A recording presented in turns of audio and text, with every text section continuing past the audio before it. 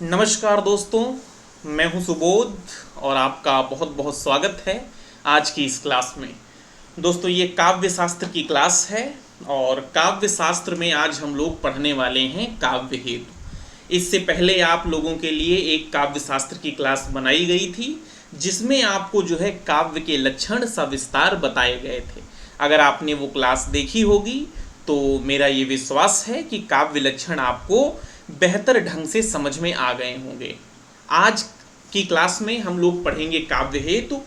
काव्य हेतु जो है वो थोड़ा सा काव्य लक्षण की अपेक्षा पढ़ने में मुश्किल होते हैं, इसीलिए आप लोग अक्सर ये करते हैं कि काव्य के लक्षण तो आप लोग पढ़ लेते हैं, उनकी परिभाषाएं रट लेते हैं और समझ लेते हैं कि काव्य लक्षण है क्या, लेकिन काव्य हेतु आपको समझ में नहीं आते हैं। तो आप लोग अक्सर क्या करते हैं कि ये टॉपिक छोड़ देते हैं। तो आप लोग ये टॉपिक छोड़े ना, इसीलिए जो है बिल्कुल आसान भाषा में आपके लिए क्लास बनाई गई है। अगर ये क्लास आप पूरी देख लेते हैं तो मेरी ये उम्मीद है कि काव्य हेतु आपको समझ में भी आ जाएंगे, आप काव्य हेतु इसी क्लास में तैयार भी कर लेंगे। तो पूरी क्लास देखना, आखिरी क्लास देखना, आखिरी तक क्लास देखना। शुरू करते हैं अपनी क्लास को। तो काव्य हेतु, सबसे पहले बात कर लेते हैं इस शब्द की जो इसमें हेतु लगा है, इसका तात्पर्य क्या होता है। तो हेतु का तात्पर्य होता है कारण। आप सीधी सी आसान भाषा में इतना समझिए कि वे कौन से कारण हैं जो कारण एक व्यक्ति में होते हैं, उनकी वजह से वो रचनात्मक हो पाता है, रचना कर पाता है। और वो कौन से कारण नहीं होते हैं एक व्यक्ति में जिसकी वजह से वो रचना नहीं कर पाता है। तो ये जो कारण है, कारण में प्रतिभा हो सकता है, शास्त्र ज्ञान हो सकता है, अभ्यास हो सकता है, व्युत्पत्ति हो सकता है। हालांकि व्युत्पत्ति तो शास्त्र ज्ञान ही होती है। तो ये जो है काव्य हेतु होते हैं। तो समझ में आपको आ गया, इनको हम लोग क्या कहेंगे, काव्य हेतु कहेंगे। और इस क्लास में हम लोगों को इतना ही पढ़ना है कि किस किस आचार्य ने कौन कौन से काव्य हेतु बताए हैं। भामा ने क्या बताया है, दंडी ने क्या बताया है, राजशेखर ने क्या बताया है। तो ये इन्हीं चीजों पे आपके लिए क्लास बनाई गई है। बाकायदा आपको एक एक पॉइंट बारीकी से समझाया जाएगा। क्लास के आखिरी तक बने रहेंगे तो इसी क्लास में आपको आराम से काव्य हेतु तैयार हो जाएंगे। तो हेतु का मतलब समझ में आ गया। हेतु मतलब कारण, वे कारण जिसकी वजह से कोई व्यक्ति जो है रचना कर पाता है, सृजनात्मक हो पाता है। उसके बाद समझ लेते हैं कि काव्य हेतु का अर्थ क्या होता है। तो जिन कारणों से काव्य की रचना या संरचना की जाती है, वही कारण जो है काव्य हेतु कहलाते हैं। काव्य हेतु से अभिप्राय काव्य की रचना के लिए आवश्यक कर्म, यानी जब कोई रचनाकार किसी काव्य की रचना करता है तो उसके लिए किन किन चीजों की आवश्यकता होती है, कौन कौन से आवश्यक कर्म होते हैं, वही जो तत्व होते हैं, वही तत्व क्या कहलाते हैं, काव्य हेतु कहलाते हैं। उसमें से सबसे प्रमुख क्या होता है, प्रतिभा। सबसे प्रमुख, बहुत सारे विद्वानों ने सबसे प्रमुख काव्य हेतु क्या माना है, प्रतिभा ही माना है। कुछ विद्वानों ने शास्त्र ज्ञान भी माना है और कुछ विद्वानों ने अभ्यास भी माना है और बहुत सारे विद्वानों ने प्रतिभा, शास्त्र ज्ञान, अभ्यास तीनों को माना है। यही चीज हम लोग आगे अभी समझेंगे कि किन किन विद्वानों ने कौन कौन से काव्य हेतु माने हैं। दो परिभाषाएं हैं काव्य हेतु की, महत्वपूर्ण परिभाषाएं हैं। हो सकता है आपसे परिभाषा ही पूछ ली जाए। तो देख लेते हैं कि बाबू गुलाब राय ने क्या कहा है और अपने डॉक्टर नगेंद्र साहब ने क्या कहा है। तो बाबू गुलाब राय कहते हैं कि हेतु का अभिप्राय उन साधनों से है, हेतु का अभिप्राय उन साधनों से है जो कवि की काव्य रचना में सहायक होते हैं। तो ये बात कही बाबू गुलाब राय ने।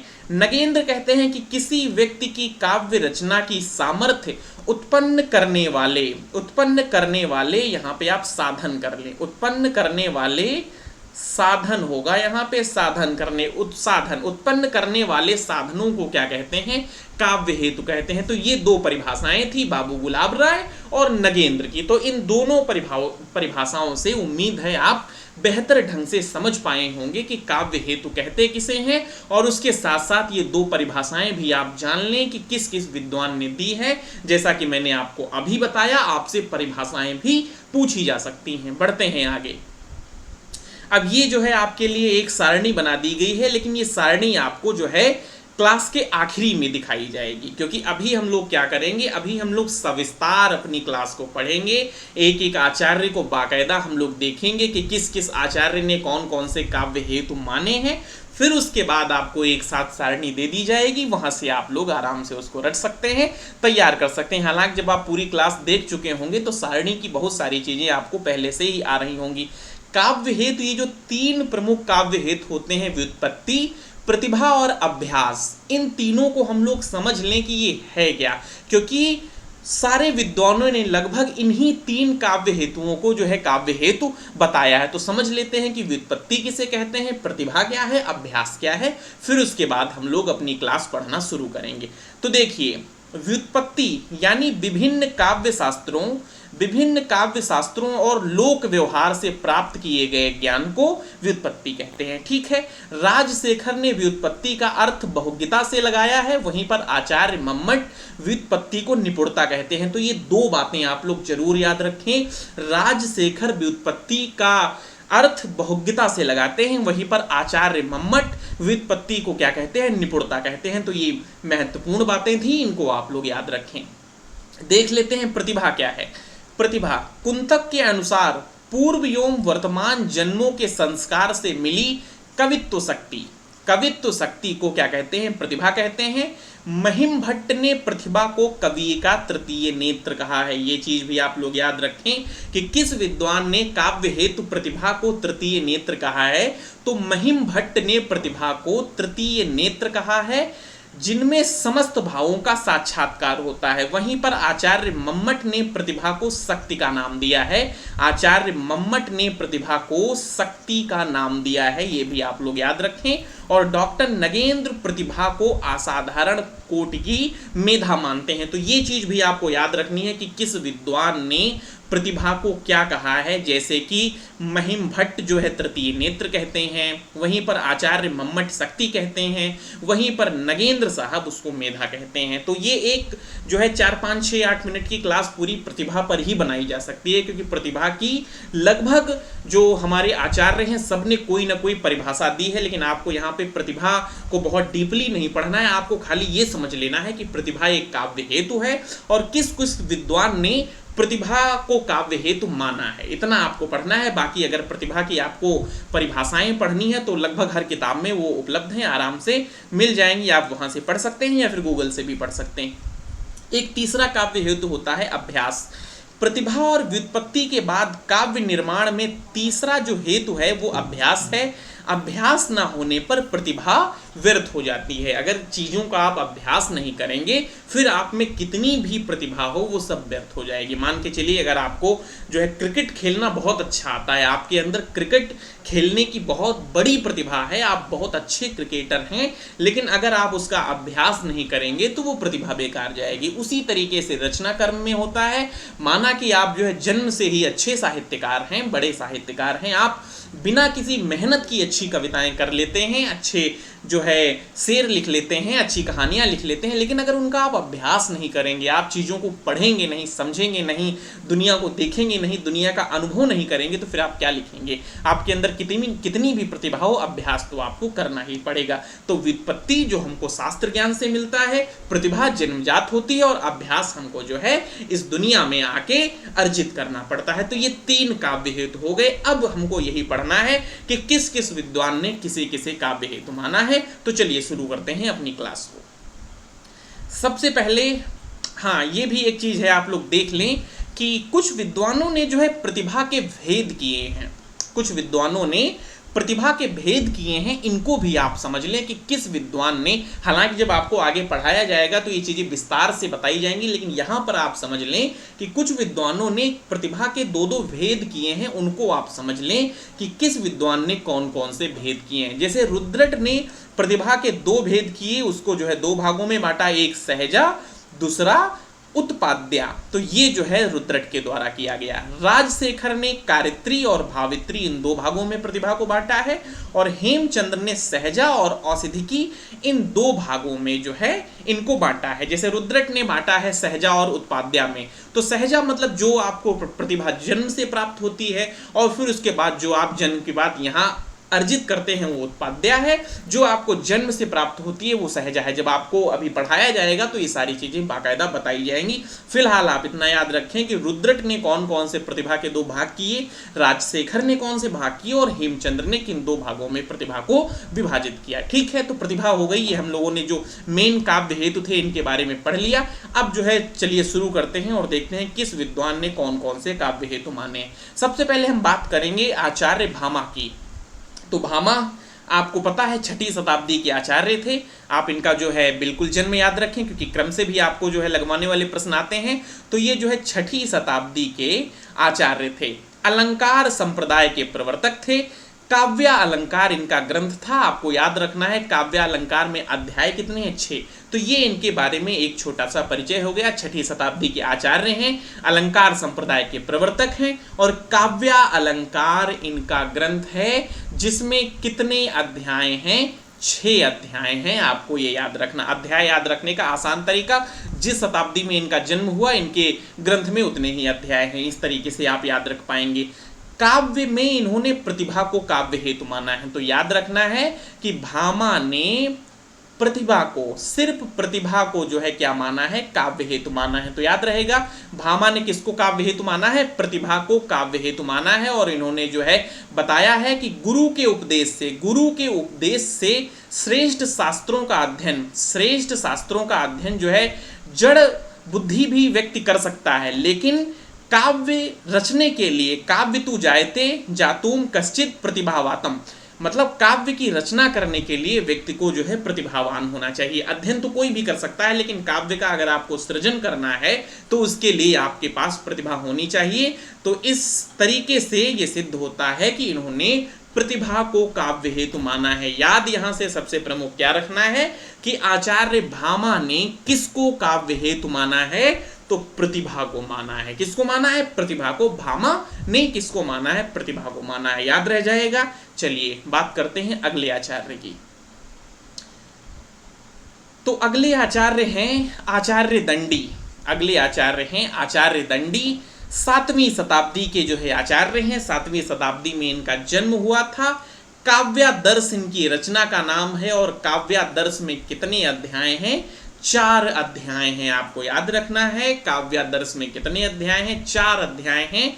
काव्य हेतु इनके द्वारा 3 माने गए, प्रतिभा, शास्त्र ज्ञान और अभ्यास। तो ये तीनों इनके द्वारा काव्य हेतु माने गए हैं। आचार्य दंडी को आपको याद रखना है कितने इन्होंने काव्य हेतु माने, 3। प्रतिभा, शास्त्र ज्ञान और अभ्यास, इन तीनों को ही इन्होंने काव्य हेतु माना है। तो भामा ने खाली प्रतिभा को, इन्होंने तीनों को। तो ये 2 आचार्य आपको समझ में आ गए। बढ़ते हैं आगे।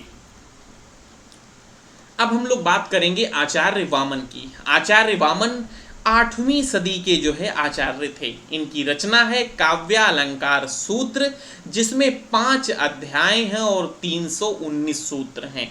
ये चीजें आपको रिवाइज हो जाएं। हालांकि आपने जो है पढ़ रखा होगा कि किस आचार्य का कौन सा ग्रंथ है, कौन सा आचार्य किस सदी में उसका जन्म हुआ, समय उसका क्या था, लेकिन आपका एक बार रिवीजन हो सके इसके लिए यहाँ पर भी ये चीजें रख दी गई हैं। और अगर आपको नहीं पता है तो इनको साथ साथ में याद करके चलें कि भामा का जन्म किस सदी में हुआ, दंडी का कब हुआ और वामन का कब हुआ।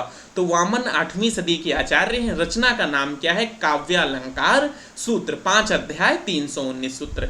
सबसे विशेष बात आपको ये याद रखनी है कि वामन ने काव्य हेतु को काव्यांग कहा है। ये चीज आप लोग याद रखें, ये चीज आपके लिए इंपॉर्टेंट है कि वामन ने काव्य हेतु के लिए काव्यांग शब्द का प्रयोग किया है। ये महत्वपूर्ण चीज है, इसको आप लोगों को याद रखनी है। और ये जो है काव्य हेतु किसको किसको मानते हैं, लोक व्यवहार को मानते हैं, इसको आप अनुभव कह सकते हैं, विद्या को मानते हैं और प्रकीर्ण को मानते हैं। लोको विद्या प्रकीर्णश्च काव्यांगानी, ये जो है इन तीनों को जो है काव्य हेतु मानते हैं। किसको किसको, लोक व्यवहार को, विद्या और प्रकीर्ण को। वामन ने प्रतिभा को जन्मजात गुण मानते हुए इसे प्रमुख काव्य हेतु स्वीकार किया है। ठीक है, और प्रतिभा को भी जो है ये काव्य हेतु मानते हैं। वामन ने ये जो इनका काव्य हेतु है प्रकीर्ण। अब ये चीज याद रखें, इन्होंने ये काव्य हेतु माना है प्रकीर्ण। प्रकीर्ण के इन्होंने 6 भाग किए। इस पे आप लोग चाहें तो एक नजर डाल लें, इसको कर दें प्रकीर्ण। इन्होंने प्रकीर्ण के कितने भाग किए? 6 तत्व माने हैं प्रकीर्ण के। इनमें एक है लक्ष्यज्ञता यानी काव्य परिचय, दूसरा है अभियोग काव्य रचना का अभ्यास, तीसरा है वृद्ध सेवा यानी गुरु महत्व, चौथा है अवेक्षण यानी उचित शब्द का प्रयोग, फिर प्रतिभा है, फिर अवधान है। अवधान का मतलब चित्त की एकाग्रता। तो ये जो है इन्होंने प्रकीर्ण के 6 तत्व माने। आप चाहें तो इनको याद रख सकते हैं और ना चाहें तो इतनी गहराई से अगर ना याद रखना चाहें तो एक सरसरी निगाह से इनको देख लें कि वामन ने प्रकीर्ण के कितने भाग किए हैं, बाकी आप छोड़ सकते हैं। कविता और इनका एक जो है ये प्रमुख, ये इनका बेहद इंपॉर्टेंट एक उक्ति है जो आपसे परीक्षाओं में पूछी भी गई है 1-2 बार कि कवित्व बीजम प्रतिभानम कवित्वस्व बीजम, यानी कविता और कविता का बीज प्रतिभा है। लोक विद्या प्रकीर्ण व प्रतिभा को काव्य हेतु माना है। प्रतिभा सबसे अधिक, इन्होंने प्रतिभा को सबसे अधिक महत्व दिया है। तो वही बातें हो गई। आपको जो है ये उक्ति याद रखनी है कि कवित्वम बीजम प्रतिभानम, यानी कविता और कविता का बीज, इन्होंने कविता का बीज जो है प्रतिभा को माना है। तो इन्होंने लोक ज्ञान को और विद्या को प्रकीर्ण को काव्य हेतु माना है और प्रतिभा को इन्होंने सबसे ज्यादा ऊंचा स्थान दिया है। कहा है कि प्रतिभा जो है वो सबसे महत्वपूर्ण जो है काव्य हेतु होता है। तो ये इनके द्वारा माने गए। कौन कौन से माने गए? इन्होंने एक लोक व्यवहार को माना है, लोक व्यवहार को माना है, उसके बाद इन्होंने विद्या को माना है और विद्या के बाद प्रकीर्ण को माना है, जिसको इन्होंने 6 भागों में बांटा, और उसके बाद सबसे प्रमुख स्थान इन्होंने दिया है प्रतिभा को। तो ये चीज आपको याद रह जाएगी। बढ़ते हैं आगे, बात कर लेते हैं आनंदवर्धन की। तो आनंदवर्धन 9वीं शताब्दी के जो है आचार्य हैं, कश्मीर के आप निवासी थे। रचना इनकी है ध्वन्यालोक और इसमें 4 अध्याय हैं और अध्याय को इनके अध्याय जो इसमें इनको क्या कहा गया है? उद्योग कहा गया है। जैसे जो रामायण है, रामचरितमानस है, रामचरितमानस में 7 अध्याय हैं और प्रत्येक अध्याय को क्या कहा गया है? कांड कहा गया है। इसी तरीके से आनंदवर्धन का जो ग्रंथ है ध्वन्यालोक, इसमें कुल कितने अध्याय हैं? 4 अध्याय हैं और अध्याय को क्या कहा गया है? उद्योग कहा गया है। ये चीज आप लोग याद रखें। इन्होंने व्युत्पत्ति आपको बताया था कि जो शास्त्र काव्य शास्त्रों से ज्ञान अर्जित किया जाता है उसको व्युत्पत्ति कहते हैं। तो आनंदवर्धन ने व्युत्पत्ति और प्रतिभा को यहां से आप जो है बाकायदा इसको रट लें। आनंदवर्धन ने व्युत्पत्ति और प्रतिभा को काव्य हेतु माना है और प्रतिभा को सबसे अधिक महत्व दिया है। बात कर लेते हैं रुद्रट की। रुद्रट 9वीं शताब्दी के आचार्य हैं। आप भी कश्मीर के निवासी थे। रचना है काव्यालंकार। अभी इससे पहले आपको काव्यालंकार एक रचना और बताई गई थी, उसका रचनाकार कौन था? काव्यालंकार 2 लोगों की भैया रचना है, आपको याद रखना है। काव्यालंकार, आप कंफ्यूज ना हो, इसको ऊपर लिख देते हैं। काव्यालंकार 2 लोगों की रचना है। एक तो भामा की रचना है काव्यालंकार, एक तो भामा की रचना है, दूसरे ये रचना रुद्रट की है। एक भामा की है, एक रुद्रट की है। याद रखने का आसान तरीका, भामा की रचना है उसमें 6 अध्याय हैं और इसमें जो है 16 अध्याय हैं। तो जो काव्यालंकार है इसमें 16 अध्याय हैं और 434 श्लोक हैं। और रुद्रट ने प्रतिभा को जो है क्या माना है?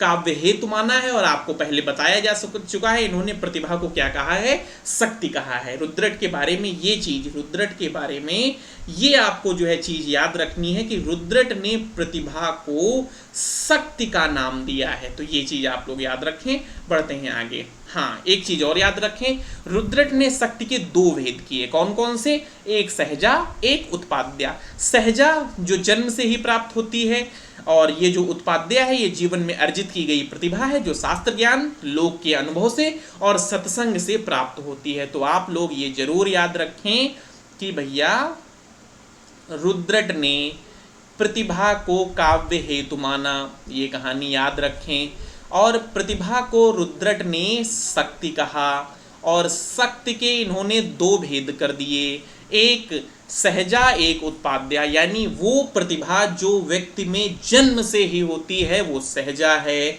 वो प्रतिभा जो व्यक्ति यहाँ पे आके अर्जित करता है वो उत्पाद्या है। तो ये रुद्रट की कहानी हो गई। बढ़ते हैं आगे और चीज़ों को समझ लेते हैं। उसके बाद बात करेंगे राजशेखर की। तो राजशेखर 10वीं शताब्दी के पूर्वार्ध के आचार्य हैं, कन्नौज के रहने वाले थे। काव्य मीमांसा इनका बड़ा ही प्रमुख ग्रंथ है। तो आपको राजशेखर का काव्य मीमांसा याद रखना है, राजशेखर का काव्य मीमांसा याद रखना है। ये इनकी प्रसिद्ध उक्ति है कि प्रतिभा व्युत्पत्ति मिश्रम संवेत्रे श्रेयस्यो इति, यानी इन्होंने प्रतिभा और व्युत्पत्ति को जो है क्या माना है, दोनों को समवेत रूप से जो है श्रेयस्कर माना है। यानी इन्होंने प्रतिभा और व्युत्पत्ति को जो है क्या माना है, काव्य हेतु माना है। तो राजशेखर ने किसको माना, प्रतिभा को और व्युत्पत्ति को। राजशेखर ने प्रतिभा को और व्युत्पत्ति को माना है। तो याद रह जाएगा ना। एक चीज इनके बारे में और याद रखनी है, आपको पहले भी बताई जा चुकी है, फिर बताई जा रही है। राजशेखर ने प्रतिभा के दो भेद किए, एक कारित्री, दूसरा भावित्री। तो ये भी रुद्रट ने भी दो भेद किए, सहजा और उत्पाद्या। राजशेखर ने प्रतिभा के दो भेद किए, कारित्री और भावित्री। कारित्री मतलब वही, माफ करना लाइट चली गई थी तो थोड़ी सी सततता बाधित हुई, लेकिन उसी तन्मयता के साथ अपनी क्लास को फिर से शुरू करते हैं। तो हम बता रहे थे कि राजशेखर ने जो है प्रतिभा के दो भेद किए, उसमें से एक कारित्री है और एक भावित्री है, जैसा कि आपको पहले बताया गया था। कारित्री वही बात जो प्रतिभा जन्मजात होती है, इसका संबंध कवि या रचनाकार से होता है, लेकिन जो भावित्री प्रतिभा होती है इसका संबंध जो है वो सहृदय पाठक से और आलोचक से होता है। तो ये चीज़ भी आप लोग याद रखें। आते हैं अगले आचार्य पे। मम्मट की बात कर लें तो मम्मट जो है 11वीं शताब्दी के आचार्य हैं। मम्मट 11वीं शताब्दी के उत्तरार्ध के आचार्य हैं। कश्मीर के आप निवासी थे और रचना इनकी कौन सी है, काव्य प्रकाश है। तो रचना आपको याद रखनी चाहिए। रचना इनकी कौन सी, काव्य प्रकाश है, जिसमें 10 अध्याय हैं और जिन्हें क्या कहा गया है, उल्लाल कहा गया है। इनकी रचना काव्य प्रकाश है। काव्य प्रकाश में 10 अध्याय हैं और अध्यायों को उल्लाल कहा गया है। इन्होंने शक्ति, निपुणता, यानी अभी जैसा आपको पहले बताया गया था कि लोक शास्त्र का अन्वेषण, निपुणता को इन्होंने जो है, व्युत्पत्ति को इन्होंने क्या कहा है, निपुणता कहा है, और अभ्यास, इन तीनों को क्या माना है, काव्य हेतु माना है। शक्ति को, निपुणता को और लोक का अन्वेषण, लोक शास्त्र का अन्वेषण, इन्होंने इसको क्या माना है, हेतु माना है। तो ये चीज आप लोग याद रखें। आपसे मम्मट के जो है काव्य हेतु से प्रश्न पूछे जाने की प्रबल संभावना है। कुछ बातें इनके बारे में हम लोग इनके बारे में पढ़ते हैं। इन्होंने तीन जो है काव्य हेतु माने हैं। चलिए इनको थोड़ा सा यहाँ पे समझ लिया जाए। इन्होंने 3 काव्य हेतु माने हैं। एक शक्ति माना है, एक निपुणता माना है, एक शक्ति माना है, एक निपुणता माना है और एक अभ्यास माना है। तो ये इन्होंने 3 काव्य हेतु माने हैं। लेकिन यहाँ आपको समझना क्या है, शक्ति का मतलब है प्रतिभा। आपको पहले बताया जा चुका है कि आचार्य मम्मट ने शक्ति को क्या कहा है, प्रतिभा कहा है, तो वही काव्य हेतु आ गया। निपुणता का मतलब है व्युत्पत्ति, ये भी आपको बताया जा चुका है कि आचार्य मम्मट ने व्युत्पत्ति को निपुणता कहा है। और अभ्यास, तो यानी वही इनके भी तीनों जो है काव्य हेतु हैं, प्रतिभा, व्युत्पत्ति और अभ्यास, लेकिन बस नाम चेंज है। प्रतिभा का नाम इन्होंने शक्ति कर दिया है, व्युत्पत्ति का नाम इन्होंने निपुणता कर दिया है, और फिर अभ्यास। तो ये इनके बारे में याद रखना है। इन्होंने शक्ति को कविता का बीज कहा है। शक्ति कवित्व बीज रूपम, इन्होंने शक्ति को जो है कविता का बीज रूप कहा है। चाहना, तो ये जो है इनकी पंक्तियां याद कर लेना, कोई बहुत ज़्यादा इंपॉर्टेंट है भी नहीं। तो ये जो बातें हैं इनके बारे में याद रखनी है। बात कर लेते हैं वाग्भट्ट की। मूल नाम वाहट है। 1121 ईस्वी में जन्म, 1256 में देहांत। रचना है वाग्भट्टालंकार, 5 परिच्छेद हैं। प्रतिभा कारणम तस्य व्युत्पत्तिस्सु विभूषणम, ये जो है एक इनकी संस्कृत की उक्ति है। यानी प्रतिभा काव्य की उत्पत्ति का कारण है, व्युत्पत्ति प्रतिभा का आभूषण है। यानी वाग्भट्ट ने प्रतिभा को और व्युत्पत्ति को जो है काव्य हेतु माना है। तो ये 2 इनके द्वारा काव्य हेतु माने गए। अगले आचार्य की बात करते हैं। आचार्य हेमचंद्र की बात कर लेते हैं। तो 10वीं शताब्दी के आचार्य हैं, जैन आचार्य थे। रचना है शब्दानुशासन। रचना भैया मत भूलना, इनकी रचना है इनकी महत्वपूर्ण। तो रचना हेमचंद्र की है शब्दानुशासन, और इन्होंने जो है प्रतिभा को काव्य का हेतु माना है तथा नवोन्मेषालिनी प्रज्ञा को जो है प्रतिभा कहते हैं। इसको, ये चीज आप लोग इनके बारे में याद रख सकते हैं। और इन्होंने प्रतिभा को जो है काव्य हेतु मानना है, रचना इनकी याद रखनी है। बढ़ते हैं जल्दी से आगे, वरना क्लास जो है बहुत लंबी हो जाएगी। पंडित जगन्नाथ, दो लोग आपको और याद रखने हैं, एक पंडित जगन्नाथ हैं, एक जयदेव हैं। पंडित जगन्नाथ 17वीं शताब्दी के आचार्य हैं।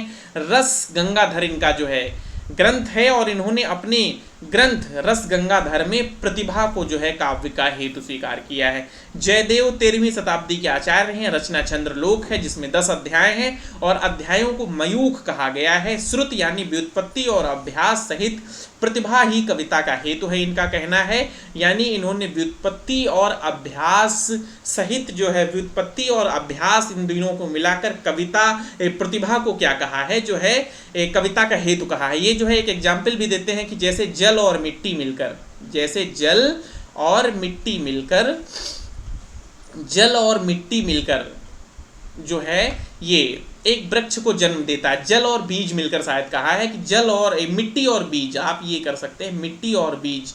ये इनका एक एग्जाम्पल है कि मिट्टी और बीज मिलकर जिस तरीके से वृक्ष का निर्माण करते हैं, उसी तरीके से व्युत्पत्ति और अभ्यास, ये दोनों का समाहित रूप इनके सहित जो है प्रतिभा काव्य का हेतु इन्होंने माना है कि व्युत्पत्ति और अभ्यास भी होना चाहिए, उसके साथ साथ प्रतिभा तो जो है काव्य का प्रमुख हेतु ही है, काव्य लिखने के लिए प्रमुख कारण ही है। तो ये जो है आज की आपकी क्लास थी। देख लेते हैं आगे कोई शेष आचार्य छूटा तो नहीं है। हाँ, ये चीज़ आपको कल पढ़ाई जाएगी। आज की क्लास में फिलहाल इतना ही। अब आपको 2 चीज़ें और पढ़नी है। काव्य हेतु हिंदी आचार्यों के अनुसार जो है काव्य हेतु आपको पढ़ने हैं, और फिर पाश्चात्य विद्वानों के अनुसार जो है आपको काव्य हेतु पढ़ने हैं। तो ये 2 चीजें शेष रह जाएंगी। संस्कृत विद्वानों के अनुसार जो जो काव्य हेतु थे आपको इस क्लास में पढ़ाए गए। उम्मीद करते हैं कि क्लास आपको जो है पसंद आई होगी। एक चीज आपको और हम दिखा देते हैं कि जो शुरू में आपको सारणी दी गई थी, इससे आपका जो है एक बार रिवीजन भी करवा दिया जाए। चलिए, सबसे पहले हम लोग बात करते हैं कि भामा ने जो है प्रतिभा को काव्य हेतु माना है। भामा ने प्रतिभा को काव्य हेतु माना है। दंडी ने प्रतिभा, शास्त्र ज्ञान और अभ्यास को काव्य हेतु माना है। रिवीजन करते जाइए। भामा ने प्रतिभा को, दंडी ने प्रतिभा, शास्त्र और अभ्यास को, वामन ने लोक विद्या और प्रकीर्ण को काव्य हेतु माना है। वहीं पर रुद्रट और कुंतक ने शक्ति, व्युत्पत्ति और अभ्यास, इन तीनों को काव्य हेतु माना है। जयदेव ने प्रतिभा, निपुणता और अभ्यास को काव्य हेतु माना है। पंडित जगन्नाथ ने प्रतिभा को माना है। हेमचंद ने भी प्रतिभा को माना है। तो अब देखिए 3 विद्वान हो गए, भामा, जगन्नाथ और हेमचंद। इन तीनों विद्वानों ने सिर्फ जो है प्रतिभा को काव्य हेतु माना है। बाकी दंडी, रुद्रट, कुंतक, जयदेव ये जो है प्रतिभा, निपुणता और अभ्यास को काव्य हेतु मानते हैं। आनंदवर्धन ने व्युत्पत्ति और प्रतिभा को काव्य हेतु माना है। कुंतक ने शक्ति, व्युत्पत्ति और अभ्यास को जो है काव्य हेतु माना है। वहीं पर मम्मट ने शक्ति, निपुणता और अभ्यास को काव्य हेतु माना है। राजशेखर ने प्रतिभा और व्युत्पत्ति को काव्य हेतु माना है। तो ये आपको एक सारणी दे दी गई। विस्तार से पढ़ने के बाद अगर आप सिर्फ इस सारणी को ही याद कर लेते हैं, तब भी आपका काम हो जाएगा। कुछ जो है बीच में संस्कृत की जो उक्तियां दी गई हैं, इन पे भी आप नजर रखें, क्योंकि हो सकता है कि आपसे संस्कृत की उक्तियां भी पूछ ली जाए। तो संस्कृत विद्वानों के अनुसार ये जो है काव्य हेतु थे। उम्मीद करते हैं कि आपको समझ में आए होंगे। अगर क्लास आपको पसंद आई है तो क्लास को लाइक कर सकते हैं, लेकिन चैनल को जरूर सब्सक्राइब कर लें, क्योंकि इस तरीके से जो आपके लिए मैं क्लास बनाता हूं वो आसानी से आपको उपलब्ध हो सके, सबसे पहले उपलब्ध हो सके, और आप अपनी तैयारी को थोड़ा सा और बेहतर बना पाएं। तो क्लास आज तक यहीं थी। तब तक के लिए अपना ध्यान रखिए।